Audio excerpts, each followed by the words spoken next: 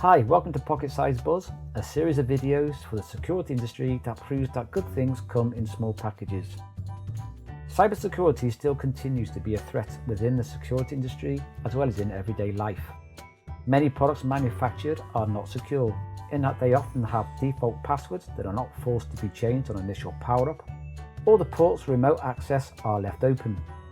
Many sites are installed and critical security updates fail to be actioned. The industry needs to shake itself up and realise that there is no point putting in a significant security system if we are to leave the back door wide open. So collectively, manufacturers, consultants and installers all have to ensure that products are secure. A great initiative that looks at just this is Secure by Default.